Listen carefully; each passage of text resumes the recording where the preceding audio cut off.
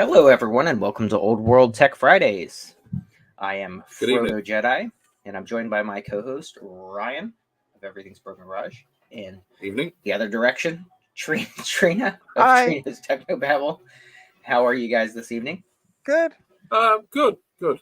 This is going to be a bit of a somber one, but yeah. So, for everybody just joining us as we just started, this is going to be a special episode of Olde World Tech Fridays. So we really appreciate you joining us. We're going to cover some more serious topics than what we've done in the past. As with that, the episode format's going to be a little different than what you're used to. So just stick with us and feel free to ask any questions and stuff as things go in the comments. We're going to be watching that and checking those out as we go. If you want to, real quick, just to keep things at least somewhat sort of like what we normally do, Trina, you want to see who's joining us this evening? Sure, we have, you guys are going to laugh at this. We have the Macintosh person, because I can't say that word. We have Kate joining us. We have Will, JC, Retrotech Chris, Sloopy Malibu, MMU Man, Joe of Joe's Computer Museum, Martin Matthew, Todd Gill, sorry if I'm missing anybody, Jamie's Hack Shack, Garth Beagle, This Does Not Compute, Gutbomb, Bent MG, Retrotech or Die, Eric's Edge, Thomas Armstrong, and I think that covers it. Jeremy's Vintage Hillbilly Shack was here at like 1 o'clock. We got a lot of people who just joined there at the end as well. Yeah. All right, let me go down to the bottom then. We have Code, Monsieur, One Bit Fever Dreams, Mac 84 is back, J Wire, KR, I don't know how to say the name, sorry, Ian Scott, Trev Rudin? Yeah, sure, go with that, and Retrotechy. Awesome. So we have quite a few people here hanging out with us this evening. So let's just kick things off. We have a special guest this evening. We actually have a few special guests lined up, but our first special guest this evening will be Ron of Ron's Computer Videos. How are you, Ron? Evening, Ron. Hey, I'm doing just fine. Do you guys hear me okay? Yep, coming through loud and clear. All right, super duper. So thank you very much for having me here this evening. I really do appreciate it. I think that this is an important topic, and I'm glad that everybody has been so supportive. And so I'm very just pleased to be here. I'd also like to point out Dave from Dave's Vintage Apple, right? Mm-hmm. Apple Tech. Yep. Also had hoped to join this evening, but given the time zone difference, right now it's like 4:04 his time, so he's still working. So he sends his best wishes, and again, any comments or anything pertaining to Dave's video as well can be asked here and relayed on. So, Ron, I'll let you tell us a little bit about what's been going on and what prompted your video. It's been a busy week. It has. Actually, I'll tell you what really kind of prompted all this is I just had enough of everything that's been going on. And I just figured that eventually you got to rip the Band-Aid off. You got to make things public. And so I posted a video earlier this week that was a little bit more of a like, if you know kind of video. And people responded really, really well to it. And then people started reaching out to me and saying like, hey, I've had similar experiences with this guy, but I thought I was the only one. And so it was just, it was pretty heartbreaking, like hearing some of the stories of people like losing one-of-a-kind machines, or this was my childhood computer, or a rare prototype and things like that. And I was just like, you know what, I've just had enough. We're gonna have to just have some community awareness and get the ball rolling on exposing this person. Absolutely. So I know you covered a lot on your video, and again, I mentioned, Dave hoped he could be here, but time zone difference. He couldn't. So Dave also had shared quite a bit on his video as well of his personal experience of what happened. But Right. I know you had mentioned in your video that there were quite a few people that had reached out to you. Yeah, there's a lot of people that have reached out, and then even more people in the comments, people that just through other people sharing it, that were like, wait a minute, that's right, I know this guy, and I know that he did these things, and here's my version of the story. So there are some commonalities with how he went about perpetrating these crimes.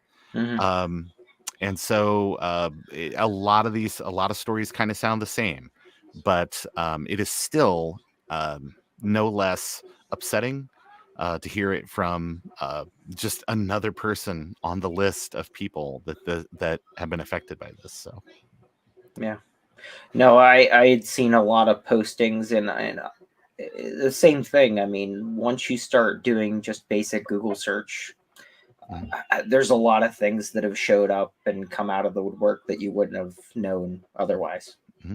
So this has really put a spotlight on things, and it sure has really brought a lot to the surface that people may not have known. So for sure. Ryan and Trina, anything you'd like to ask before we? No, I think basically this will be one of the first nights that myself and Trina really have nothing to say. So we're actually going to exit stage left or right, and leave it to Ron and Frodo to tell their stories. And and we'll be in the green room, egging you on and checking those comments and stuff. So we'll go ahead and remove ourselves, and thank talk you guys. to you soon, guys. Great. See ya. Great. All right, Frank. Hi. All right. Actually, I prepared kind of a little break, sort of a monologue or kind of a breakdown of the situation so far. Did you want me to maybe read that now? Yeah, that's entirely up to you. Should not take very long, but I'm going to let you steer things from here. Okay, great. Let me go ahead and do that, and then we'll bring out our next guest. So, but I just want to start tonight's show with a little background about who I am and what my connection is with tonight's conversation. In late 2020 or early 2021, I received an unsolicited phone call from Sean, better known as Geek With Social Skills, while at work on a work phone number. He was very charming, and he shared stories with me about who he was and what his place was in the retro hobby. He painted a picture of himself as someone connected to luminaries like Steve Wozniak and Kevin Mitnick, and even had a few wild claims that placed him at pivotal events in computing history that, in retrospect, there was no way someone his age could have been involved with. He also liked to name drop YouTube retro computing celebrities and talk about how he was one of their closest friends.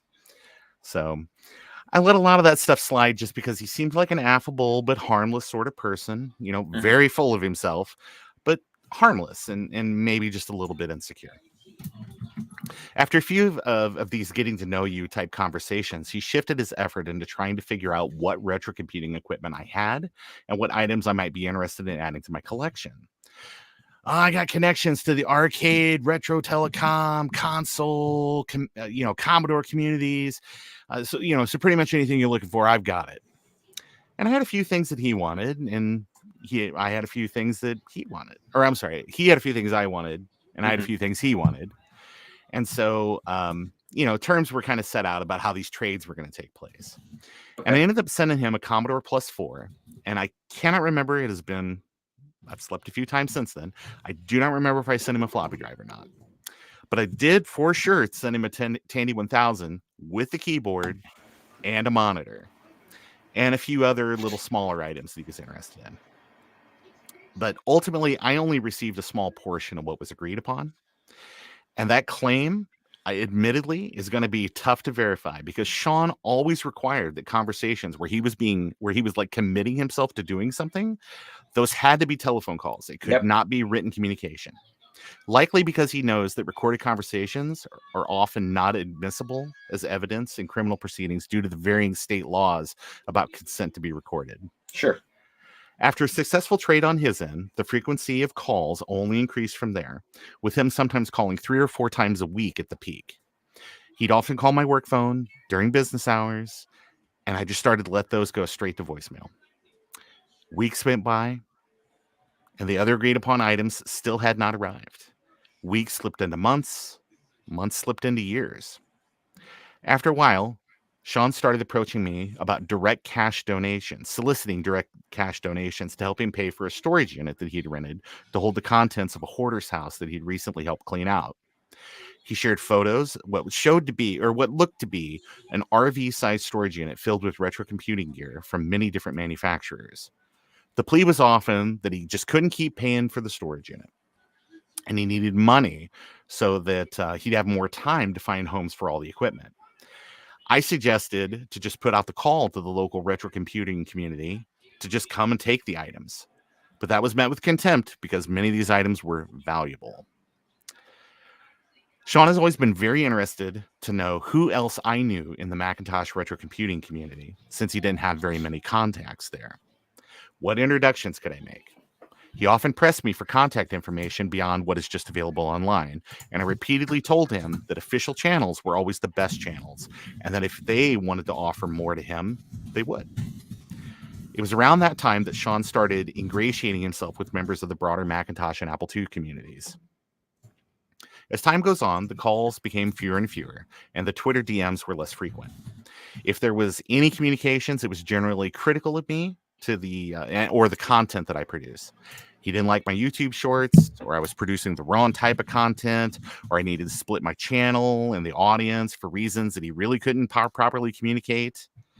And if I would only do those things, he could guarantee me thousands of views on all my new content because he'd get his audience to watch it. It was around that time that I noticed that any new content posted on his channel would get a huge spike in viewership in like a suspiciously short amount of time after being posted.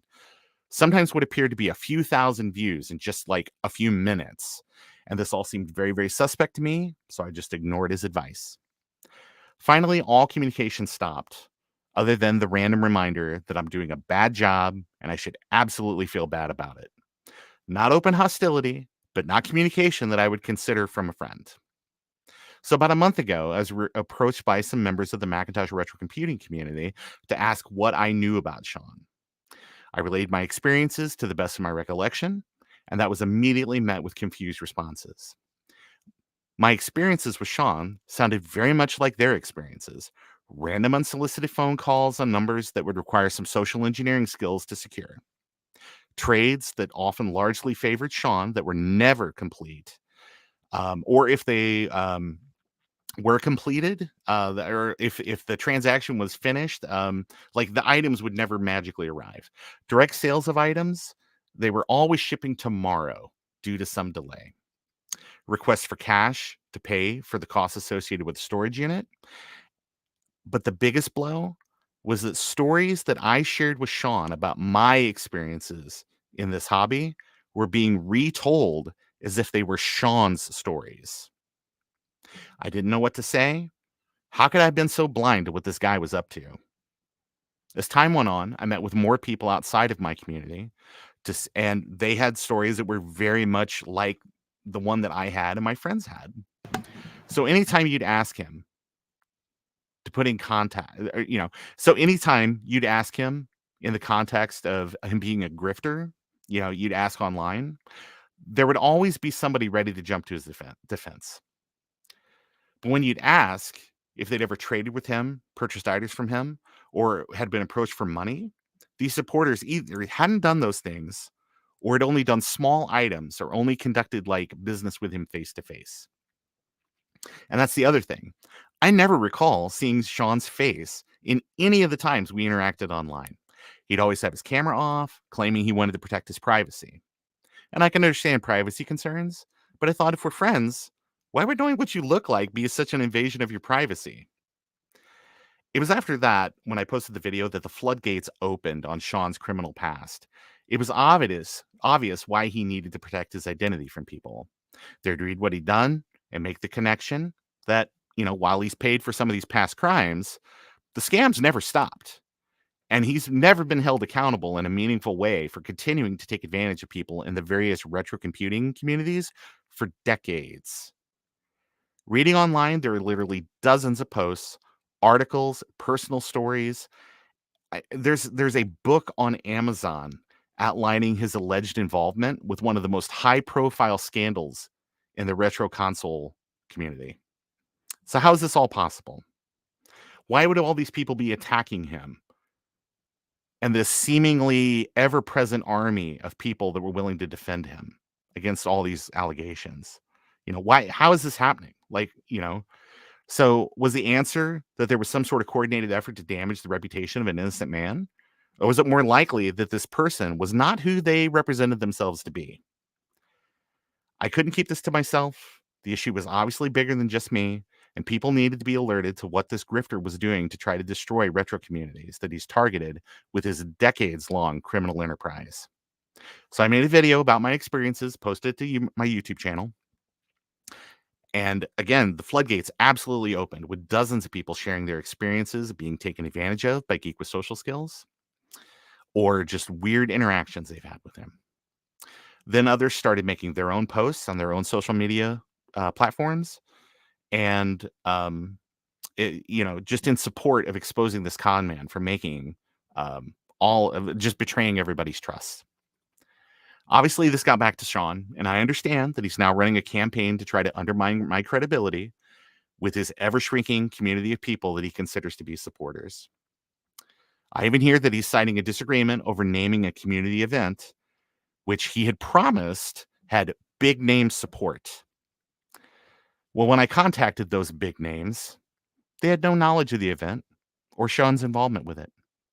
This was just another lie from a person who I thought was my friend, and worked hard to make me feel welcome and validated so that he could exploit me. Sean, if you are watching this, just know this. I don't require anybody to take my word for anything I'm saying. I encourage them to read up on you and to verify the claims I'm making. They should also read the similar claims that dozens of other people are making about you. I understand that this is the last thing you want, man, because it means you can't hide any longer. Thankfully, your efforts to assassinate my character have largely fallen on deaf ears because the community recognizes that there is no accusation that you can make that isn't in fact a confession. So there are 3 groups of people that are watching this video.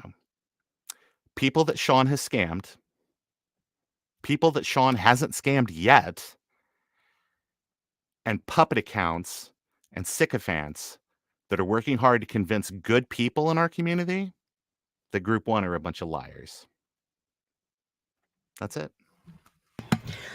So listening to a lot of your story and a lot of the interactions that you had are super very reminiscent of a lot of the same experiences that I had over the last year. Yep. I first met Sean through We'll get to this one here of in a the minute. YouTube We'll get to lives. this here in a minute. Yeah. We'll get to this here in a minute. Do you want to bring our guest out? Actually, yes. Let's see. So we have a special guest. In addition to Ron being our special guest, we have somebody else that has something that they would like to share about an experience or multiple experiences that they've had with Sean as well. So let's see. Here we go. So this is our Steve, do you want to special introduce guest, yourself? Steve. Sure. My name's Steven. I have also had past dealings with Sean. Specifically, I follow the Commodore Forever group, came across Ron's video, watched that, listened to what he was talking about, and just as the video went on, it was just listening to my interactions with Sean coming from someone else.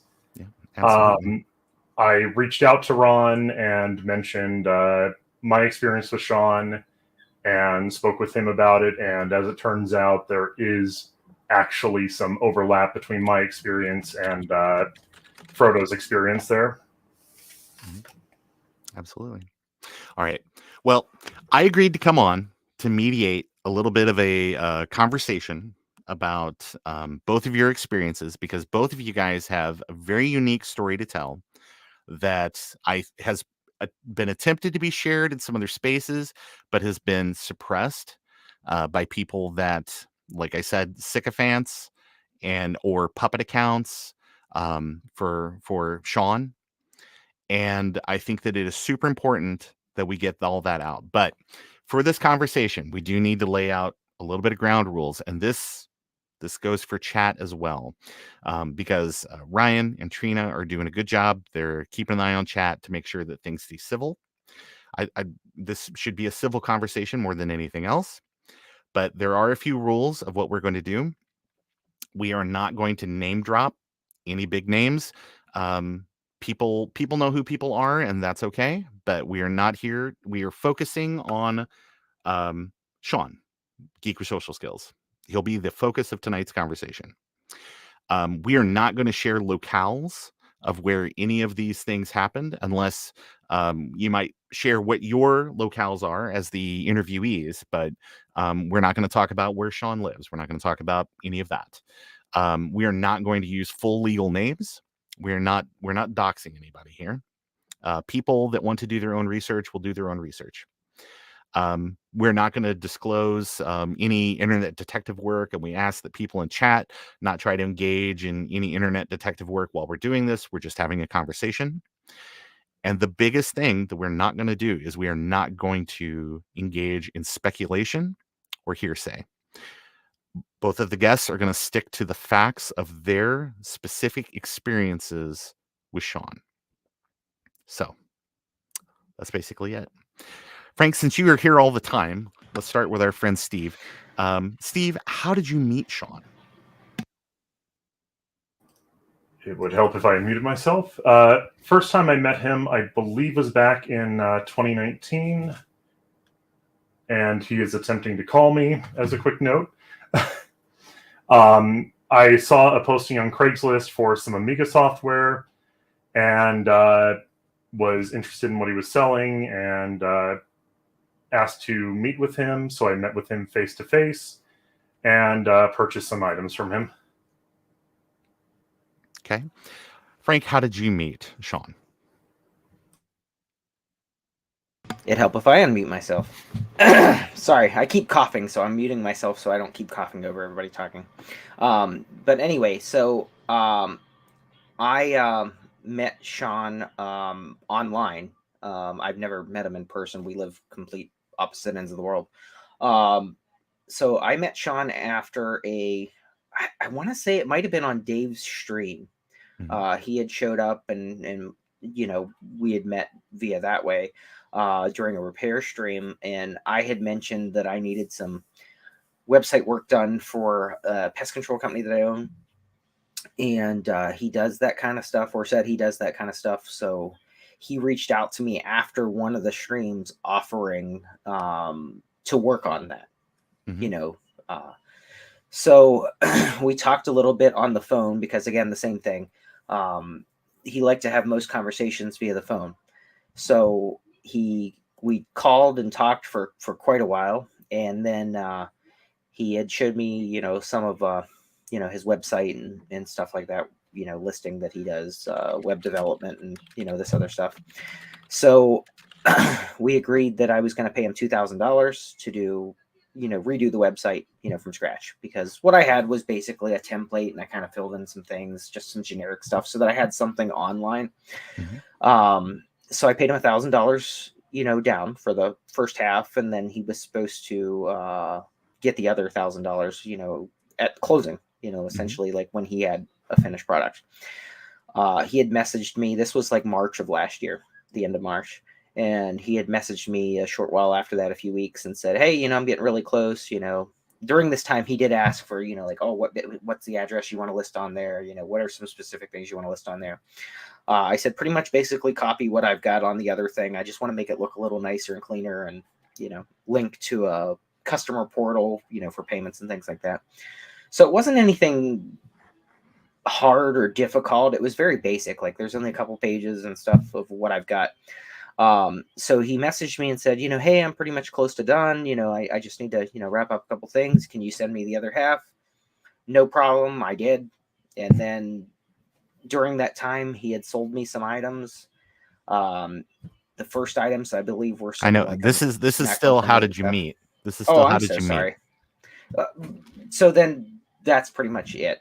Like he messaged me after one of the live streams about doing some website work. Mm-hmm. Okay, that's but did you Steve, when you met Sean, were you immediately sort of like that you were being like overly friendly with you, or calling you at odd times, or trying to very much like pressing himself onto you?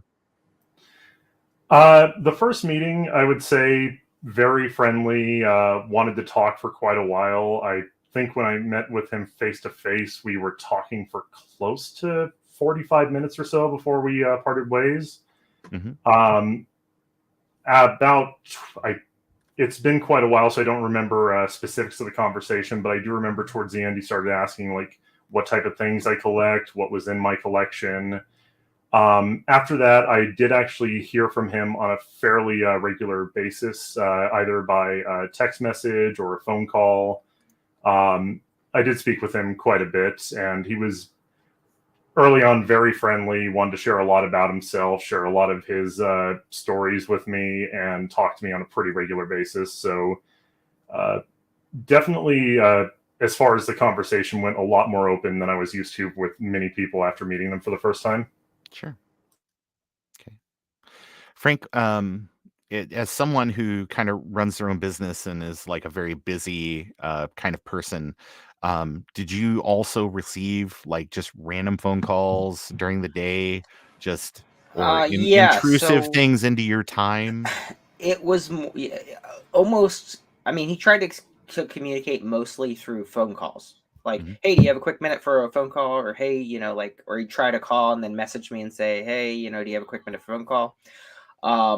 So yeah, almost exclusively via phone calls for quite some time. And when we got on the phone, it was 45 minutes, an hour or so gone by, and didn't really talk about a whole lot, I guess. Just kind of again getting to know you, pumping you for information. Sure, but same as Steve's experience. Like a lot of information and stories about him being involved in Commodore stuff and things like that. Name dropping people was a huge one.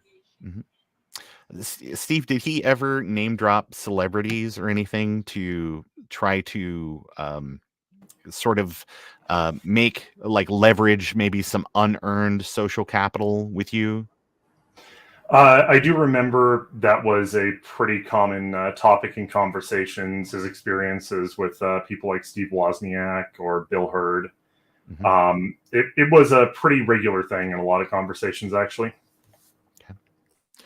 So, Steve, what did you end up purchasing from Sean? I don't remember the specific software. I'd have to go pull it out, and but I do just remember it was a few games for I believe Amiga 500, a couple Commodore 64 games with their manual, and a in-box 256K memory card for an Amiga 1000. Okay. Frank, what did you end up purchasing from him? So I bought all kinds of stuff. So hang on. I know it's a laundry list of stuff. Yeah. Why don't you go through like maybe some of the big ticket items? Some of the big ticket items were even just recently was one of them was like a Amiga 4000 tower. One of them was a Commodore PET. Now, when you say recently, how recently is recently? Because something Sean likes to bring up repeatedly is that this criminality and this grifting is in the past. People are just bringing up stuff from the past. So you're telling me that this is maybe something December. Like December 22nd is when he December reached out of about 2023. Yes, when he reached out about the Amiga 4000 tower. So yeah, I checked my text messages because he sent me pictures and said, "Hey, my neighbor has this Amiga 4000 tower. He found, it had in his basement. He wants to sell it. Asked me if I knew anybody interested." Before that, the Commodore PET was in November. So like, I bought up a bunch of Amiga stuff. I bought a bunch of Mac stuff, Apple stuff. Basically similar to you were talking about with the storage unit. That was one of the big things. Hey, I've got this massive haul, which he referred to a YouTube video, which is on his channel. He cleared out this giant haul of stuff and brought it back to this storage unit, filled up the storage unit. Hey, I have all this stuff, I don't want to keep paying for the storage unit, so I'm trying to get rid of some of this stuff. Make me an offer, I'll give you a good deal on stuff. So yeah, it was Mac stuff, Apple stuff, Amiga stuff, a bunch of things, like so much stuff that in June of last year, he had said he had a friend that was moving to, within a couple hours from me, has a U-Haul pod, has some extra room. I'm going to put a whole pallet of stuff on that. That my friend agreed to take with them, and then that way you could just pick it up from him locally. That'll save you money on shipping. I was like, awesome. That was June of last year. Sure. And then in November, the week before Thanksgiving, he had said, hey, I have a whole pallet full of this other stuff. I'm gonna pack it up. My brother works for this freight company. I'm gonna get a great deal on shipping it through him, and then because he works there, I'll have some time to pay it off, so it's less expensive. That's on the way, and that was in just the week before Thanksgiving. Sure. And here we are, March 1st, and I've gotten still waiting. Yep. Yeah. Nothing. Yeah. Nothing. Steve, if I could ask, if you're able to discuss it, I know that you have some extenuating circumstances with your connection with Sean. And the purchases you've made and things like that. Are you able to tell us a dollar amount? If you're not, I'm certainly, I don't want to, if you're not comfortable sharing that information, it's okay. If you're referring to the 4000 tower, I'll refrain from answering on that. But if you're referring to previous purchases, I want to say the exchange maybe just a few hundred, about 300 or so, and that was just for past things like the software, paying for repair on a few items, that kind of thing. But these were things that he did make good on. Yes, those were things he did make good on early on. Because that's another part of this story too, is that there are smaller setup sort of transactions to build trust. So that way that it's now I'm more comfortable. We've had a few things go back and forth. Would you agree with the assessment that these smaller interactions were probably setting you up for this bigger situation that did not end that ended poorly? At the time, I would have just thought it was like any other transaction. In hindsight, though, I do believe that they were there to build trust to get me to the point that we ended up at. Okay. Sean, or I'm sorry, Frank, would you be willing, or are you able to share the dollar amount of the purchases that you've made that you have not received merchandise for? Yeah, just over $6,300 total. Okay. So that excludes legal fees. Right. So $6,300 in actual hardware, and that does not include the services that you hired that includes the $2,000 for the website. Okay. So like actual hardware was another like $4,300. Okay. So it's so it's the 2,000 was the website, which again still never got that either. So right. So we're easily like over $5,000. Just poof. Just me. Yeah. Right. Just you alone. Yep. So you kind of talked about it a little bit, but I wanted to ask, when did you Steve, when did you kind of realize that things had gone wrong? That Sean was not going to make, the Geek with Social Skills was not going to make good on the transaction that you guys had agreed upon? I had started to get some hints of it a few months after he had taken possession of the Amiga Tower. Given the nature of what needed to be fixed, it was replacing a capacitor or more in the system. The excuse that he had said to me was he was waiting on items from DigiKey, which, from my own personal experience with DigiKey, sometimes those orders just take a long time. One thing I like to point out is I have an order dating back to 2020, I believe, that I'm still waiting for fulfillment on. Mm-hmm. So I figured, yeah, it's a reasonable amount of time.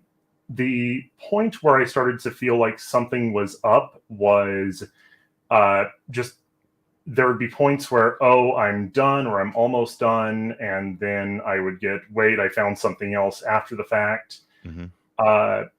There was a point in our communication, though, where it had just become very clear that I was just not getting this item back from him. And that was the point where it became incredibly difficult to even get a hold of him, either by text messages or calling. And there'd be just periods of time where I wouldn't hear from him for more than a month. Mm-hmm. And it took me calling and texting him repeatedly. So it was your experiences as well, because that is a common thing that a lot of people have reported on my video, just in the comments, that have said, hey, we had several good transactions, then we had a big transaction, but every time there would be a delay that it would be like, it ships tomorrow. But then after tomorrow passed, that he would come to you with another cheap item or like a good deal, because he's just, I feel so bad about that I haven't shipped this yet. So why don't I just throw one more thing on there?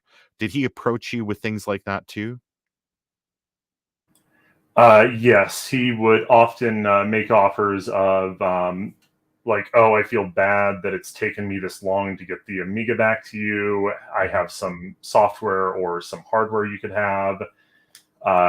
And those things just never materialized because he just did not want to meet face to face or was just unwilling to. Sure. Now, Frank, you had said that that he did that to you as well, that it was always like just one more item and one more item and one more item. Yeah. And that seems to have kind of snowballed to the point where you said that it was going to require a pod. For people that maybe aren't familiar with what that is, what's a pod? So essentially a pod is like it's a mobile storage unit almost. I mean, essentially when you're moving or you're getting construction or renovations done to your house, you can rent a pod from U-Haul, which is like a Connex box. Mm-hmm. You load all your stuff into it and they'll leave it on your property if it's temporary, or if you're moving, like in this case, that person supposedly was moving. U-Haul comes and picks it up once it's loaded, and then they truck it to your new place. They put it right in your driveway or your yard, and you can unload it at your leisure, and they'll come and pick it up. Okay. All right. That's kind of, I've seen commercials and things for that, but I just didn't know how common that was in different areas of the US. So I think it'd be really difficult to move to a major city and they just drop a pod on your sidewalk for a week or something. So, so you're very fortunate that that some people can leverage those things. But since you did have a situation where it was just like one more thing and one more thing and one more thing,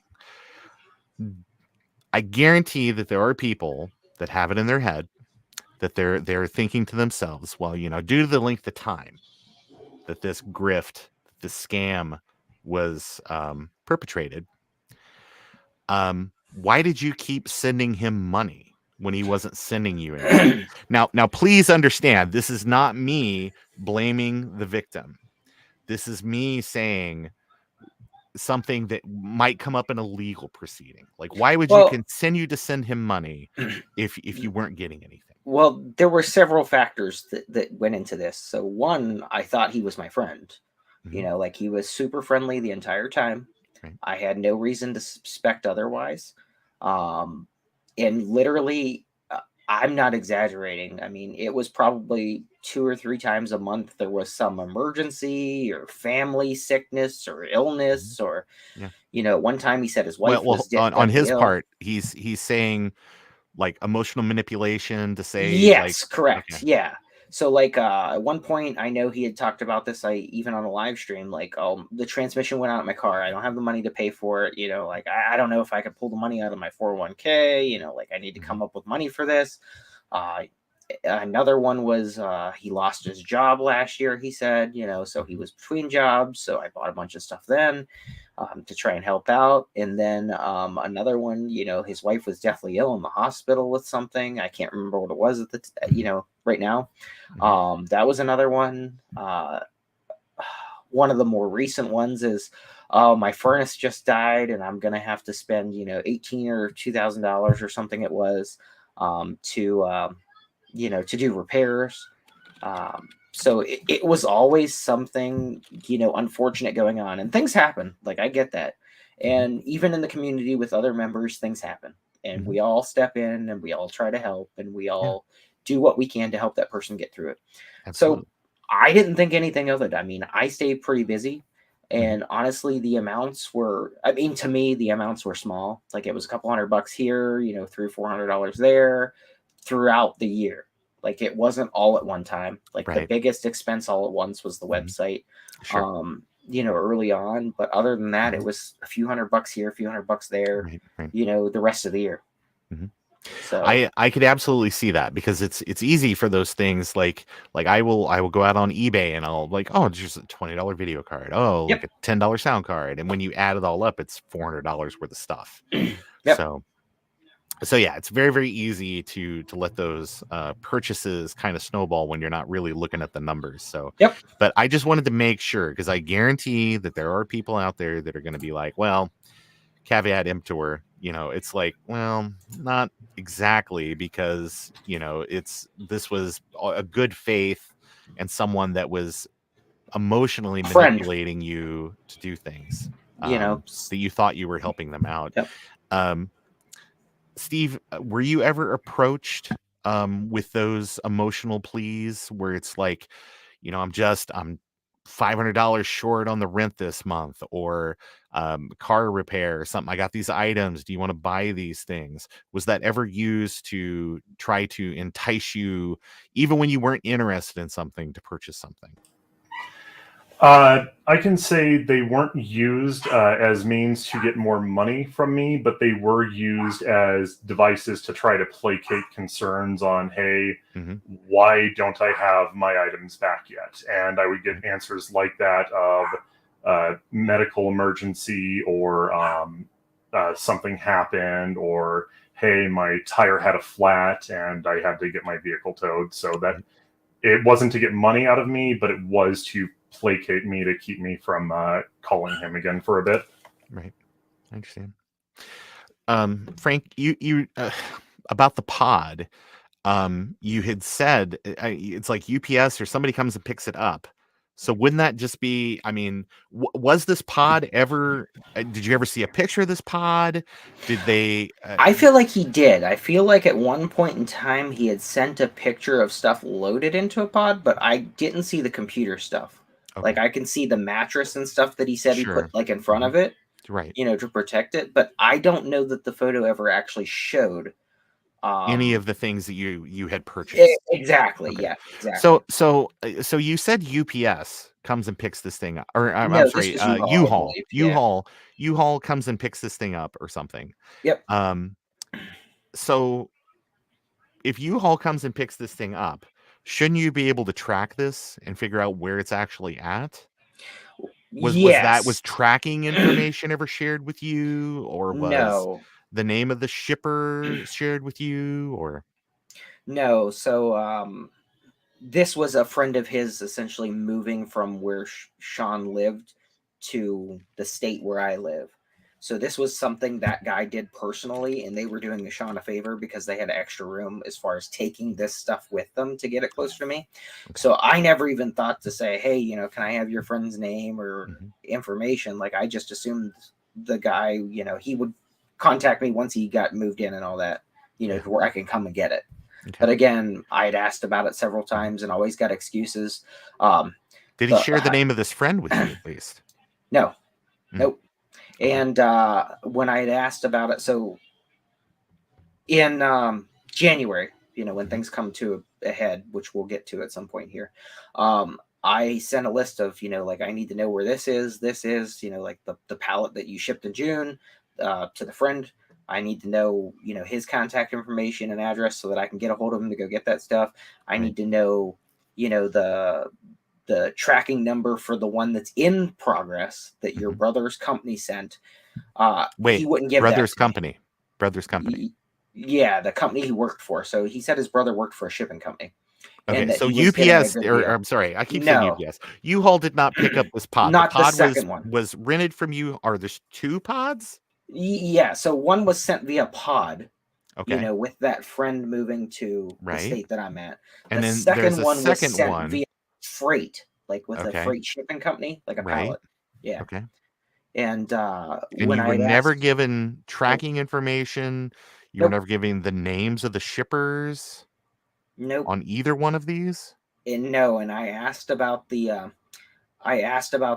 friend, and how I can get a hold of him. And then he says, "Well, I'll set up a call." Like, he wouldn't give me his information. I'll set up a call so that you two can talk. To get that. Sure. And then on the one that was shipped in November, supposedly, I had asked. I said, I need the tracking information, the contact information for the company, so that I can call them to find out where it's at, because it doesn't take November, December, January, to get Right. cross country. Like, it just doesn't. Right. So he was like, well, that's going to put my brother in an awkward situation, and I'll have to call him to make sure it's okay that I have share that. I was like, I'm not asking for your brother's name. I'm asking for the company and the tracking information. Wouldn't give it to me. He's got to check with his brother. Right. Is what I was told. Well, and that's another big part of this with Sean, Geek with Social Skills, is gatekeeping other things, especially information that you should just have access to. Steve, did you have situations where maybe you were trying to communicate with other people in the community or trying to get information about things and specifically had things withheld from you just because those things weren't real, or it was just Sean trying to put himself into a place of importance that he really shouldn't have occupied? I personally did not have anything like that. Most of my interactions with Sean were all in the context of a direct trade or the situation around the Amiga 4000 tower. Interactions beyond that were sometimes he'd just call to talk about random things, just being friendly. But I didn't have a situation where anything like that was being gatekept. I think that might just be a function of the fact that I had only met him face to face prior to that.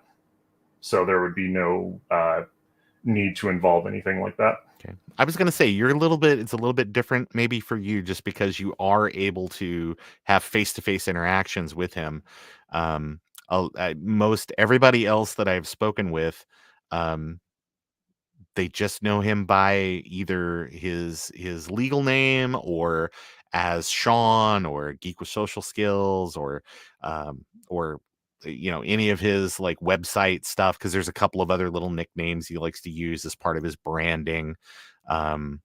So I'm certain. So it makes it a little more difficult to reach out when somebody will only talk to you on the phone, or someone will like only communicate with you via a Telegram. Is that the app where you can delete the conversation for the other person? That sure seems suspect to me. But so I heard both of you mention an Amiga 4000 tower. So how did you guys meet? Who meet? Steve and I? How did you two meet? Oh, so Steve had watched your video. He'd come across your video online, and then, I mean, I know how you met, but this is for the audience. Yeah. And then had reached out to you to get in contact with me to find out information on the 4000 tower that I had bought from Sean. So given the fact that like I wasn't aware of Steve or anything else, prior to this. And so like after Steve and I connected, he had said, hey, would you mind sending me, like information on the 4,000 tower that you had bought from Sean? Like, do you have it, or can you send me pictures of it? And I said, so I told him, I said, no, I never actually got it. Like, he sent me pictures of it when he asked me if I wanted to buy it from his neighbor, Jim, Sure. is who he said Yep. was selling it. Hold on one second. Hold on one second. Steve, you reached out to me via email, because we'll talk about the situation here in just a second, Frank. But this is just how did you guys meet? So I had posted my video. You very kindly, you sent me a message. You were talking about some things, and I sort of had a mental recognition of something that Frank had also talked about, which is what he was kind of describing. Do you want to take a second and maybe just talk about what kind of prompted you to reach out to me? Sure. When I saw that video and I just realized how similar your story sounded to my own interactions with him, I wanted to reach out because part of it was just a desire to just kind of let someone else know that, hey, I have dealt with this myself. The other thing was, up until that video, like I was aware of rumblings of things, but I thought it was just me. I thought that I had been taken advantage of here and it was no one else. And then I saw your video and I realized there's other people and it's actively happening. And that's why I reached out. Yeah. Well, that's good because, again, I'm familiar with the time frame on your bad deal with Sean, Geek with Social Skills, but I know that he very often wants to sell the idea that this is all in the past. This is like 20 plus years ago, and I paid for my indiscretions, and that's all in the past. But you two are telling me that this happened in the last year or two? Yes. Okay. So you reached out to me and I said, Frank, or actually what I said was, I believe that I have a friend who has your machine, because I saw some pictures that Frank had posted. And so I was like, this is just too weird of a coincidence for this to not be the exact same machine. So with your permission, I reached out to Frank and just said, hey, I'm going to connect you guys so that way that we can have we can have a bigger conversation. You guys can connect and compare notes and all of that. So Frank, you were saying that basically that he had approached you and he had said that this was something that was in a neighbor's basement, and the neighbor didn't want to go the eBay route or something. Yep. So, yeah. So I'm going to pull it right up here on text messages that he sent me, because he had just randomly messaged me that day about the Amiga 4000, because I know he had heard me talk about it before, and I had bought other Amiga stuff from him. So hang on, I'm scrolling back now, and yep, it's right here. So the setup for this is the pitch of him saying, basically, I identified that you want this thing and I've got it. Yep.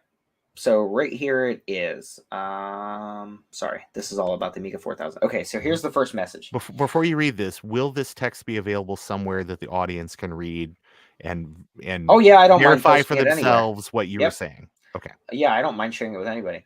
Okay. So he messaged me. This was on December 21st.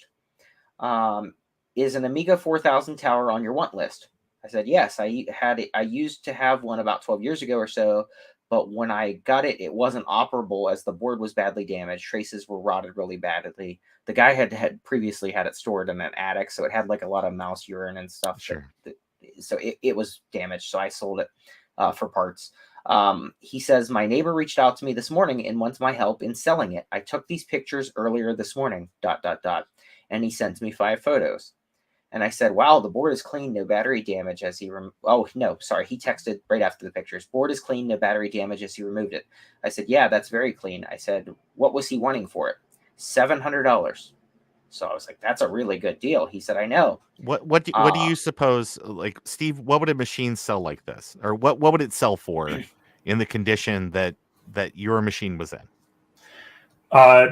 In the condition it was in, it was, with the exception of, if I recall, just a single bad capacitor or two.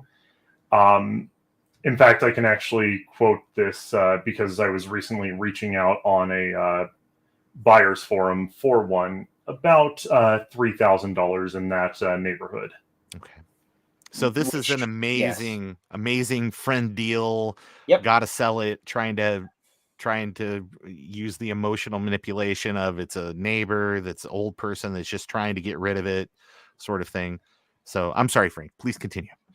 So he said, so I messaged him back and I said, hey, I wouldn't be able to get it until after Christmas, though. I said, too much in paying for other stuff at the moment, because literally Christmas was a few days away. Mm-hmm. And I had a million other things we were buying. Yeah. So he messaged back and says, I told him I'd ask around after Christmas. You're the only person I've told about this so far. I could give him a couple $100 to hold it until after Christmas if you're interested. I said, yeah, I'll definitely take it. I said, I looked 6 or 8 months ago, and the only ones I found were kind of rough and twice as much or more. He said he had it covered, LOL. Otherwise, it would have been dirty. I said, yeah, it looks very clean. Best one I've seen in a long time. I said, I really appreciate you reaching out. I definitely want it. He said, this was at 243. All right, the 4,000 tower is yours. I gave him $400 and said, I'll give him the rest after Christmas. I told him you had wanted one a long time ago and you'd be keeping it. I said, yeah, thanks a million. I said, yes, I wouldn't sell it, LOL. I can send you over funds as soon as possible. Once you have it, you could do with it whatever you want, LOL, is what he said to me. And I said, oh no, like I've wanted one for like 15 years that's working. I said, I would not get rid of it unless I died. Yeah. And then he texts back and says, yeah, the last one I saw a few years ago was really beat up and they wanted like $1,500. Mm-hmm. And so, yeah. And then he says, this was the 22nd, the next day. Quick question. Do you think Tuesday or Wednesday you'd be able to cover that part of the 4,000? I gave him 400 to hold it, but I'm also trying to figure other stuff out on my end. Oh, and it does come with a keyboard and mouse. So yeah, so I sent him $350 right then, as soon as he messaged me.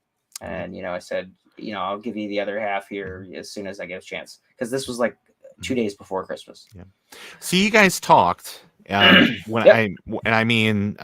Steve and you spoke about this machine and compared notes.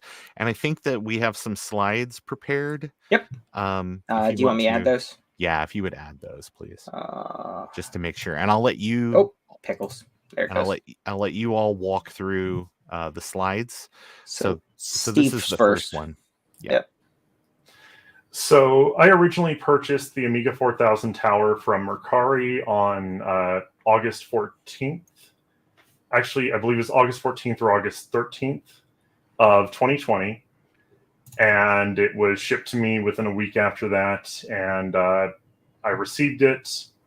And it had been in my possession after that point. Okay. You can say next slide. Or yeah, you can advance it too. Yeah, so purchased on 8/14 of 2020 for $1,200, and then tax and shipping and whatnot. Mm-hmm. Yes. There you go. Let's see. Posted 1 day before purchase date on receipt. So this is the Mercari listing for the machine as originally purchased. And by then, Steve. Yep. Yeah, by Steve. Yes. Okay. And we okay, sorry, go ahead. Sorry. So I believe this was your picture, Steve, right?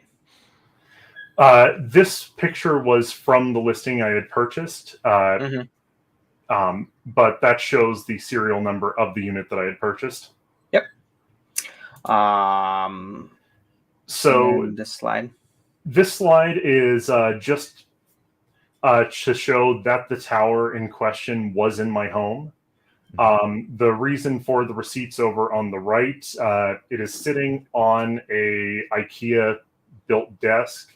Oh, okay. Yeah. That's just to show it was in my home in 2022 with the rest of my collection. Awesome. It's just there to show that, yes, I did have possession of it at that time. Awesome. Okay. And then these are my text messages with Sean. And I don't know if there's okay. So this middle picture. So this is what I literally read to you guys from the text messages. There's Amiga 4000 tower on your wish list. So these are I screenshotted the text messages of the pictures and stuff that he had sent me. And if you look at the picture of the middle one that Sean sent me, you can see like some junk here on the side, and then his license plates blurred out and stuff there. But this is the exact same serial number. This 19-00723. I'll go back to the slide here. Yeah. 19-00723. Even the marks on the stickers, I was going to say the bubbling on the label. The bubbling. Mm-hmm. Yep. Now that was Steve's photo from his, Macari listing. Yeah. And here they are side by side. Same exact serial number. The bubbling is in the identical places on both. So Steve, like I said earlier, Steve had reached out because he, wanted to see if I had purchased the Amiga 4000 tower and that I had it. And I said, hey, I'm sorry, but I never got it. Like, he never shipped it to me. Like, he said several times he's shipping it and never did. Right. He says, well, do you by chance have any pictures or anything that he sent you of the machine?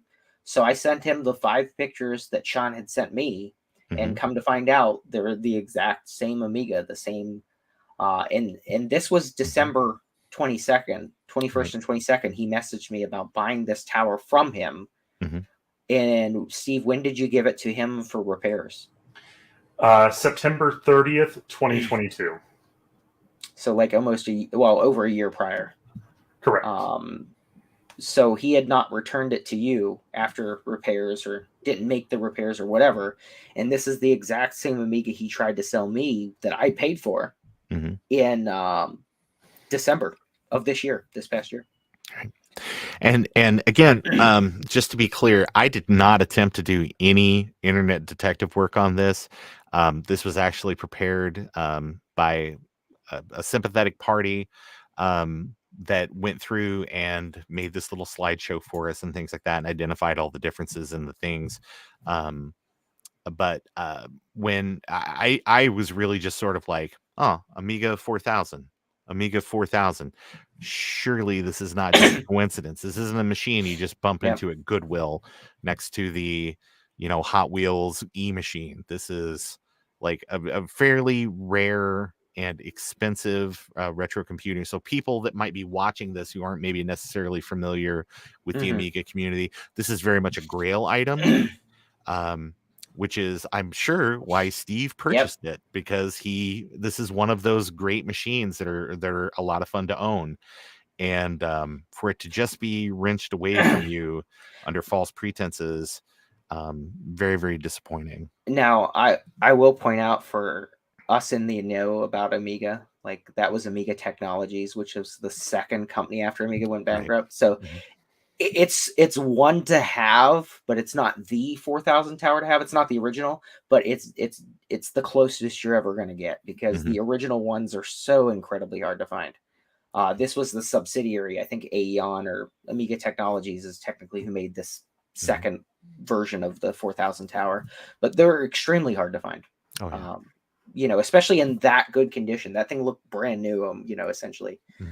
Plastic was in great shape. A lot of times that smoked plastic is broken or missing, so when his neighbor wanted to sell it, for $700, I'm like, absolutely. Yeah, I definitely want that, Amiga Love says SCOM. Yes, that's it. SCOM. I couldn't remember what the name of the company was that had taken over after they went bankrupt. Sure. But yeah, so I think we've done a really good job here of establishing Sean's MO for reaching out and grooming potential victims, gaining their trust, maybe doing a few small transactions to make things seem like everything is okay. And then when there is a big transaction, that's when he puts the burn on people. Yep. And so so we have that. We've established that that is his MO. That's what he does. Both of you gentlemen are victims of this crime.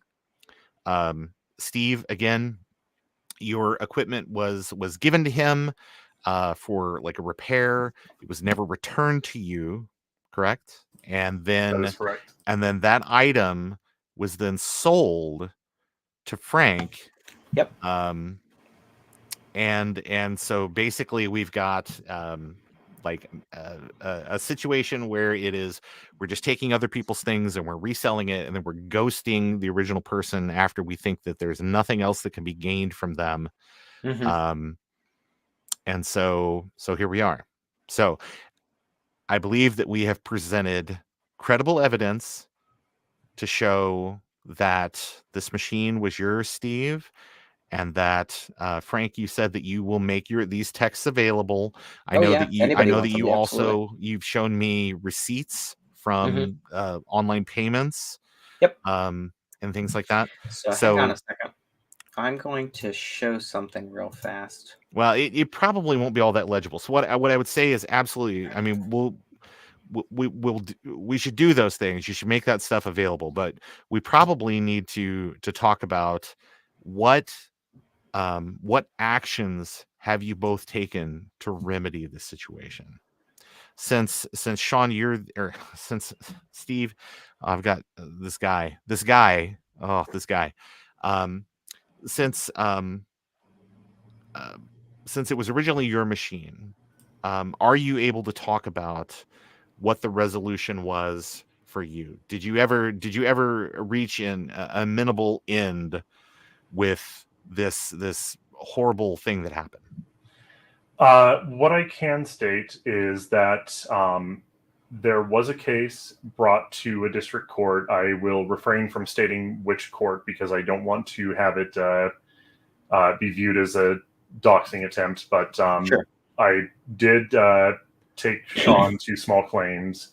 As part of that, we went to mediation, and we did come to a agreement that we both that was satisfactory to both parties. Okay.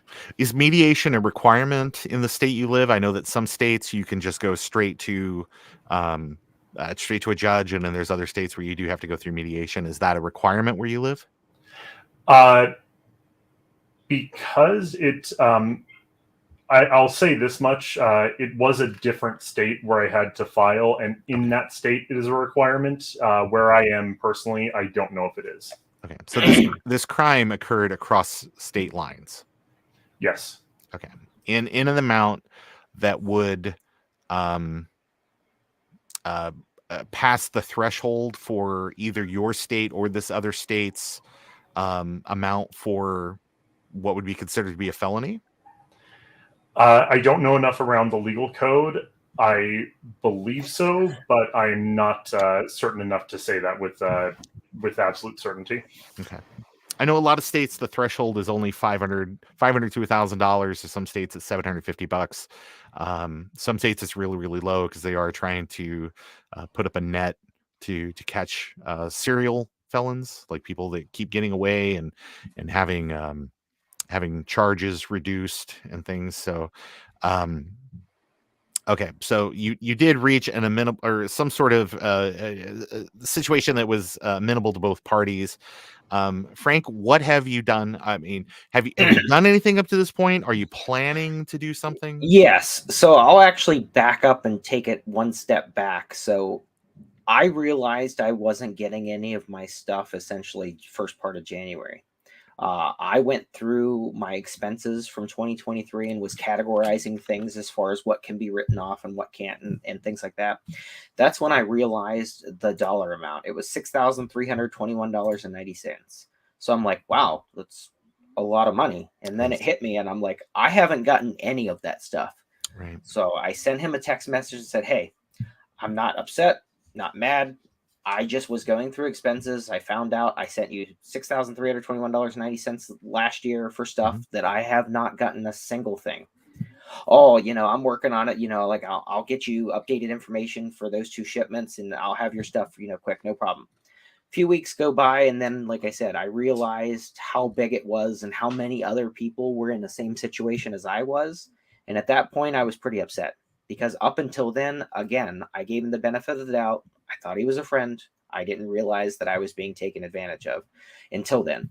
So after that, I sent literally a bullet point text thing. I need this, this, this, and this. Like, I need to know the contact information for that guy that lives near me so I can go get that stuff. Right. I need the tracking information for the pallet that you sent with your brother's shipping company. I need to know on the last things that I bought you that you still have at your house, supposedly. Like, get me the information and tracking numbers for those. Things kind of snowballed from there. And then he admitted that he had spent that money for other things that I had paid him for. And he said some of the stuff was in transit. Some of the stuff wasn't. He has a lot of stuff still at his house that supposedly was shipped that really wasn't.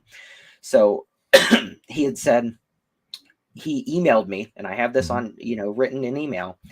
He had emailed me agreeing to pay back the $6,321.96 plus 8% interest. Because I told him, I said, if you're going to pay me payments back on this stuff, like, I'm charging you interest. Like, I need something out of this. Give me a couple days to a week to put something together so that I know how much I can pay you back and stuff. That was over a month ago now at this point. Nothing's happened. A couple weeks ago, he sent me some weight and dimensions for that Commodore PET that I had bought recently. Said, here's the dimensions, here's the weight. I said, okay, I'm going to go on pirate ship now. I'm going to email you the label. Go ahead and stick it on it, drop it off. Awesome. I appreciate it. Messages back and says, well, the number that you have for my return address is incorrect, even though it's the address that he sent me several times. Like, it's incorrect. It's like, it needs to be this number. You need to change it and send me a new shipping label. And that's when I got pissed. And I said, no, you need to just slap that damn label on there and send it. It doesn't matter what the return address is. It's going to get to me. Just send it to me.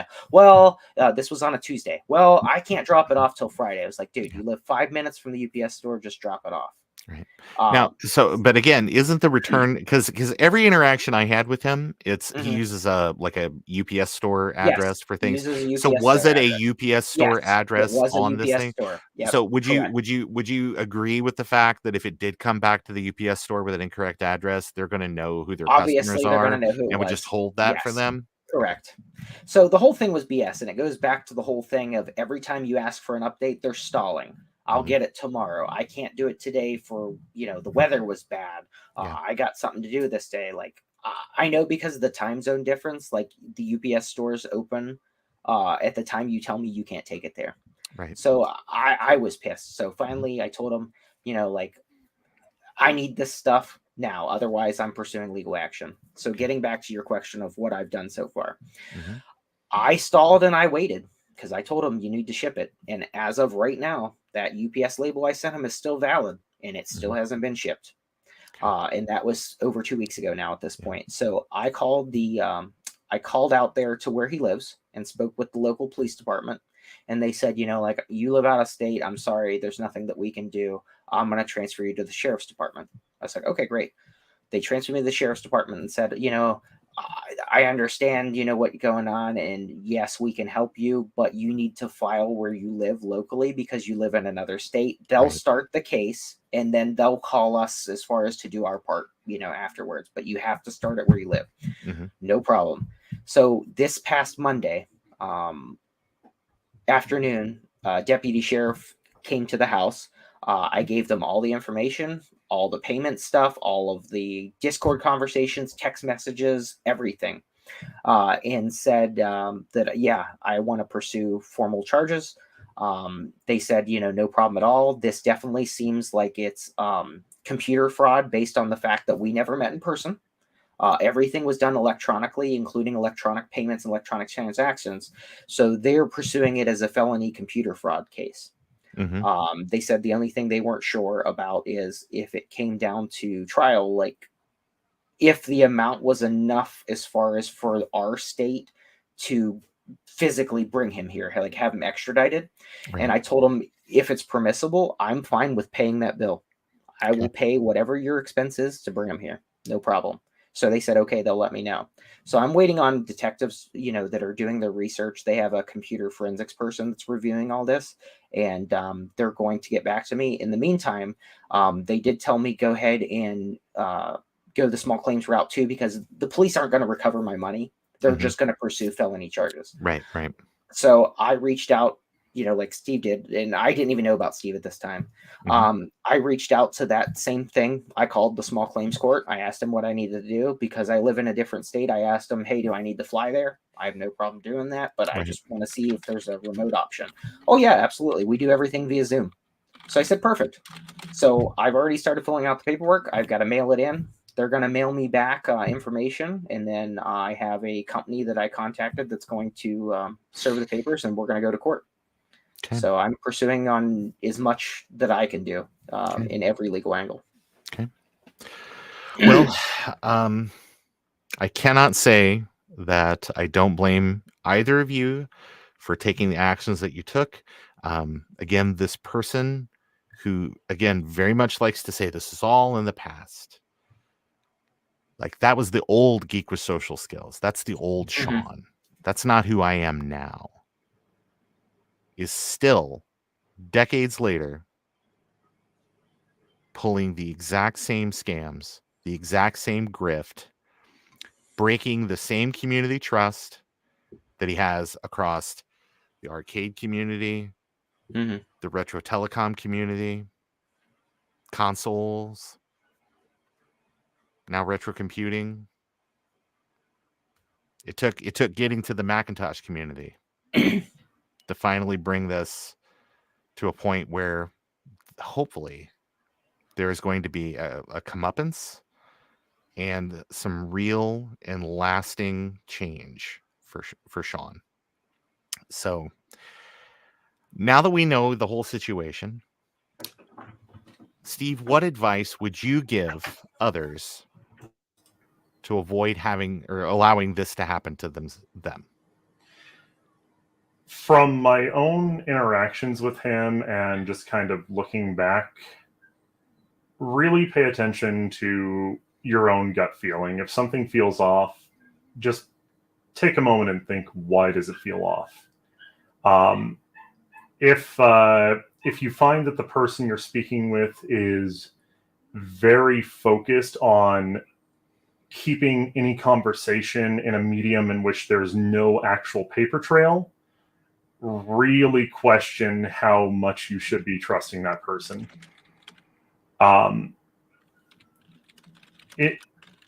The one thing that I do want to get across, because I know this is going to be something that will come up for the thought process of some who have also been through this. I know that there is definitely a feeling of shame, feeling like, oh, I shouldn't be susceptible to this, but somehow I fell for it. Do not hold that against yourself, because you're dealing with a person who has become a master at this kind of manipulation. It is not your fault at the end of the day. You just trusted a person you thought was a friend. Just always remember, trust your gut. If something seems off, examine why and see if what you're feeling is actually accurate. Okay. Frank.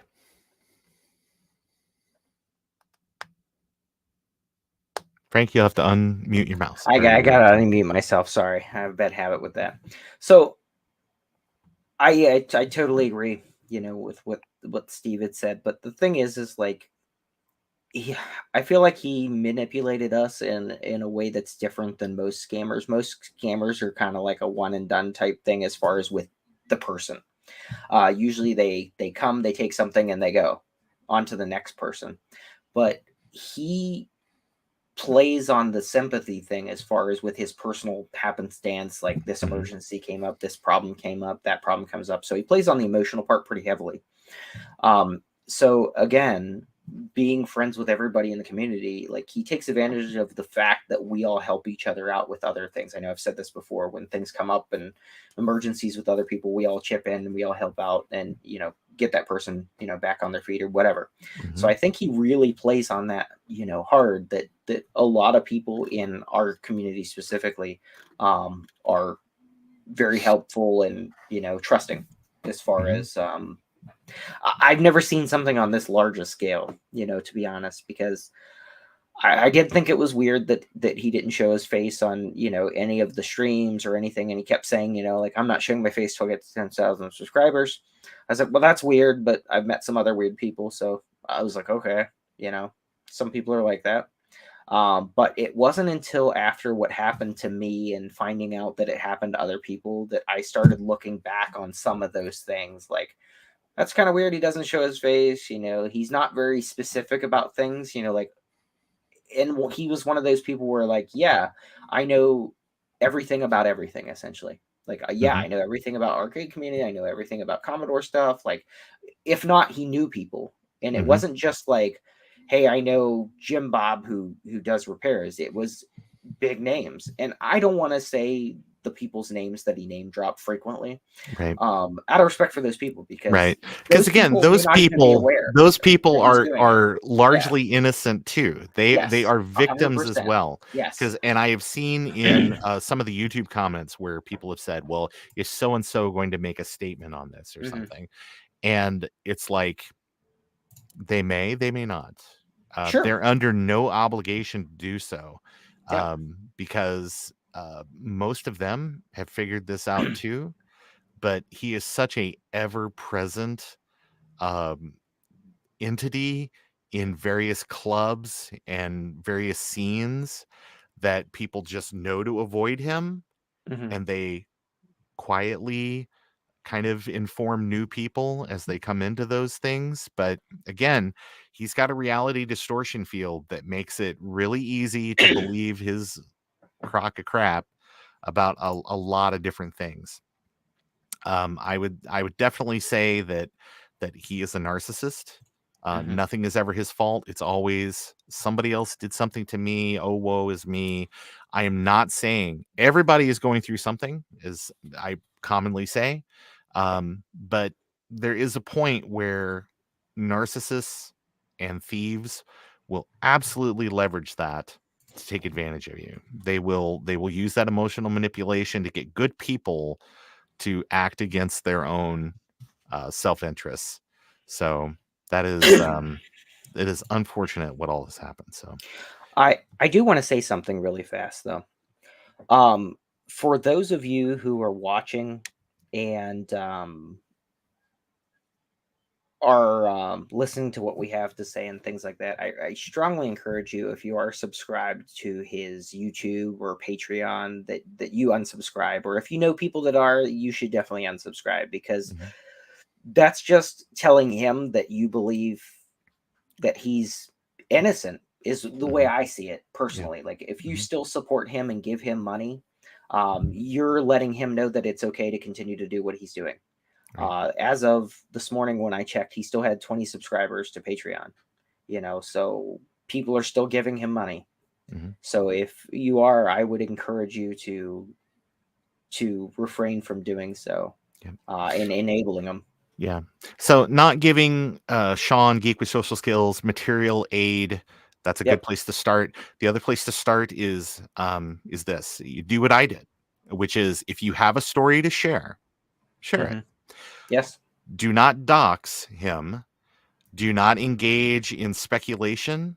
Do not engage in hearsay. Do not say, well, somebody told me about this thing, and so, guilt by association, or that just makes things worse. It's share your personal story. I don't care how big your platform is. It could be 5 people. It could be 500,000 people. Okay.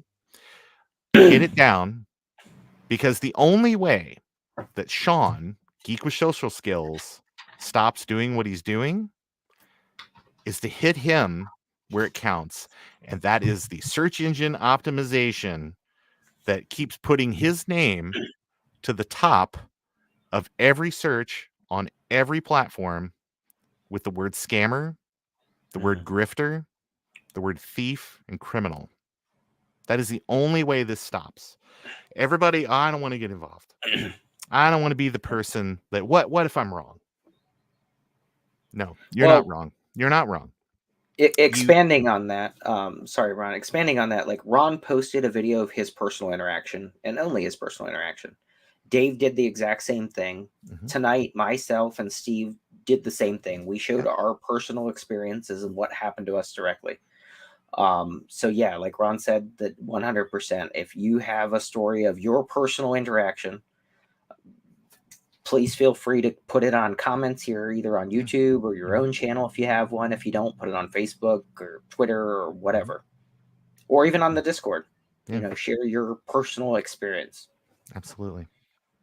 So, well, do we want to take just a few minutes? And when I say a few minutes, we've been going for about an hour and a half now. Yep. Why don't we take about 5 minutes? If there are people in the audience tonight that do have some questions for Frank, or that you've got some questions for Steve, we can certainly try to answer those things.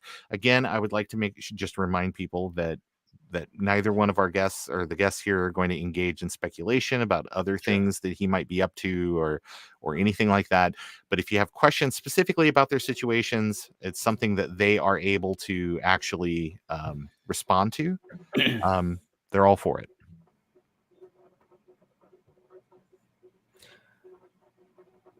Anyone who is a mod of a Facebook group or knows mods of retro groups, this individual must be removed to shield others.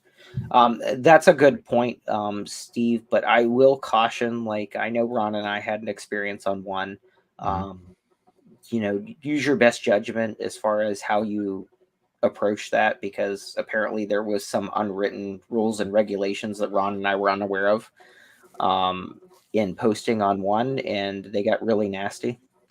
So again, use caution and best judgment. And just to be completely transparent, that community attempted to shield Sean, Geek with Social Skills, from criticism. And we're basically, I think Frank was just banned from the server, but I was put in timeout as a whistleblower. I was put in timeout for 24, 48 hours or something. And the explanation is we need to get more our bigger mod team in here to take a look at these claims. And so two of the main admins or mods on there, I repeatedly messaged them with what the situation was, what my personal experiences were, what Frank was saying as well, just because we were the two people that came forward at that time, and just said, you know, hey, like, this is what's going on, and this is this guy's history, and you can Google these search terms to find out more information about this person that you are an accomplice to. Because if you support criminals, they have a name for that, and they're called accomplices. So the community took about a week before I heard anything, and they only took action because I specifically said, if you guys do not make a call on this by Wednesday, this was like on Monday, you have till Wednesday to make a call on this. This should not take a week for you guys to sort through. There will be circumstances outside your community that will affect your community. And I don't mind saying that this is a community where Sean, the Geek with Social Skills, worked hard to make himself a big fish in a small pond, the Nabu community. I'm sure you guys have heard about this. To learn more from the people in that community, now that he has been removed from it, he was not seemingly well liked, and basically alienated a lot of that community, and was a gatekeeper and tried to put himself in a position of authority over other people. There's a weird control freak sort of aspect of all of this and stuff as well. But the Nabu Discord has a policy now of punishing whistleblowers. So this has all been documented. There's screenshots. We got it all. So it's a good thing to know too. I'm not saying that is representative of the broader Nabu community or of every member of the Nabu server, Nabu Discord server. However, mods and admins are on record as saying they didn't want to remove him, but they kind of felt obligated because he now seemingly broke some rules of their community. And others came forward to defend him and say, can't we just separate what this is going on outside of our community from our community? So not great. Pretty bad, in fact. But yeah, so I Commodore Forever just posted, this is the first time I've seen cross-platform cooperation on this. Open communication is key to stop this. I'm so happy to see this. With the technology and stuff, and a lot of us do cross-platforms, like we're not specifically Macintosh people or Apple people or whatever. But it is great to have all of us across all these different platforms spreading the word. And we hope to do this in the future with any potential other things that happen like this. So it is great. I know some groups don't get along with other groups, but in cases like this, I mean, differences should be set aside. Like with the Nabu specifically, like we weren't there to harass anybody or cause problems. No. Like all we were doing was bringing awareness to this person in their community, just so that other people would not get scammed. Like again, we told them Google for yourself, like do your own research. Yes. Like don't take what we say as the gospel, just go and do your own research. And they just weren't having it. So I do say that everybody should be open to at least think for yourself. I did. I just wanted to say one last thing. I'm sorry. I know I've monopolized a little bit of this conversation here, but my ending notes, just as the moderator of the chat between you two, is that I'm very sorry that this happened to you, Frank. I'm especially sorry if I made any connections between you two. I know that he was often in chats on my Discord server and things like that. So it's not leveraging your fault, leveraging those things. So but I am very sorry. But well, he didn't name drop you like he did other people though. Well, that's good. I'm not big enough. I'm a nobody, and I feel good about that because I don't have to deal with any of that. But what I was going to say, just for my ending notes, Sean, I really do hope that you're still watching this. I really hope that you're still watching this because I want you to understand the gravity of what you've stirred up here. So, but Sean, you need to know that your long-term manipulation of multiple online communities, it ends tonight. Okay. Gig is up. The emotional manipulation, the gatekeeping of people who have no effing clue who you are, it's done. You're done. Yeah, because until now he hid behind the fact that nobody knew who he was. That's right. He had a really good no photo, no nothing. But what I will say personally to you, Sean, and I really do hope you're watching, is that the most important thing takeaway I want you to know, I forgive you for what you did to me personally, but I will never forgive you for what you did to my friends. There's no excuse, and there's no coming back from that. So I want to thank you guys for letting me come on and mediate this chat, and I pass the baton back to you. Ronick Explains had a question. Is there any other aliases he's known by? I would say that just in the context of this chat, to make sure that that we're not aiding to any claims that we're doxing him or anything like that, I would say that if you were to just Google Geek with Social Skills, it's Sean not hard to find. Scam or Grift or Sean Scam Arcade or Geek with Social Skills, or Sean Grift Arcade. I mean, it's very easy to find additional things. I mean, the man is smoke and mirrors. He absolutely puts on a good show. He's got people snowed. There are people watching this right now fuming. How dare we say bad things about their friend? And in SadMac 356, the buck stops here. Sean, Geek with Social Skills, we're not putting up with this. And that's it, because up until now, people have only, as far as to my knowledge of what we're able to find, people had only pursued, like small claims and things like that. Like I am pursuing felony charges, especially given the amount that I was, taken advantage of, like almost $6,400. So I am holding him accountable and taking full extent, and I pursue to spend whatever it takes to come to a resolution on this. Absolutely. Don't piss off Frank. It's basically Yeah. the moral of the story. Steve, did you have anything else that you wanted to throw in here? I guess because we're kind of at the tail end of things. Yep.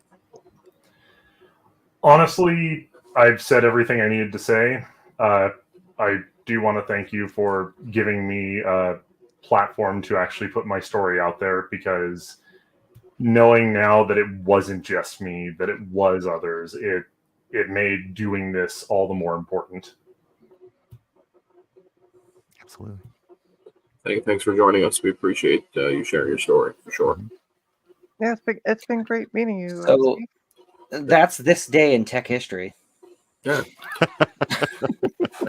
That's one of the, for those of you who don't know, that's one of the segments we usually do. But I would say this was probably our best this day in tech history yet, because we did go through the history of our we've also time. had roughly between 60 to 80.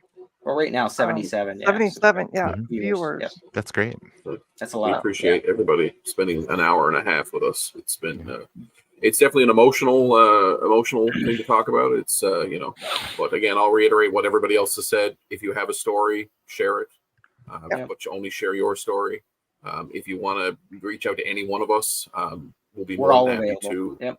We're all available, and we'll make sure that any information that we need to get out to people will be available in a public forum, so that anybody can see what it is that we've collected.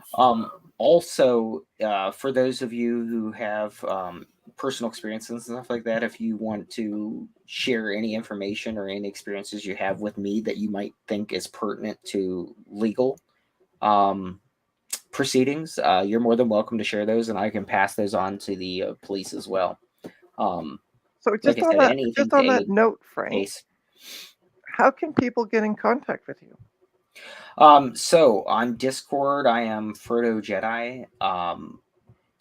So you're more than welcome to reach out to me on Discord or YouTube. I don't really post any videos though. So Olde World Tech Fridays is the best place to find me. So yeah, either of those is totally fine. If you have trouble, you can reach out to any of us, and we'll get you in contact with Frank. Yep. Through the channels we have. That's right. So send a raven, smoke signals. Yep. Whatever. Carrier pigeon. Whatever. That's right. Well, I guess that brings us to the end of what is, I guess, a very solemn Olde World Tech Friday. Okay. I want to thank everybody for being here this evening. I want to thank everybody for being in the chat, for the questions, the support, the love. This community is fantastic, and it's only going to get stronger and better because of this. So I guess with that, unless there's anything else, we'll say goodnight. Just one thing. Don't forget to hit the like and subscribe button. We greatly appreciate it. And I know that we're multicast on several different streams, so like and subscribe to all of them. All of those, yeah. Right. For that way, future updates and things like that, we will present that as part of a segment if there's any news to share or anything like that. So definitely like and subscribe in all the places that I share. If you haven't, also, I will suppose, if you haven't seen Dave's vintage Apple Text video or Ron's video, head over to their channels and watch them. You can experience their own personal stories, which will help you. And you can get it there on Ron's website, which he conveniently put on the bottom of the screen there. So I will say once again, thank you for everybody being here. And I hope you all have a fantastic Friday evening, and good night. Thank you. Have a good weekend.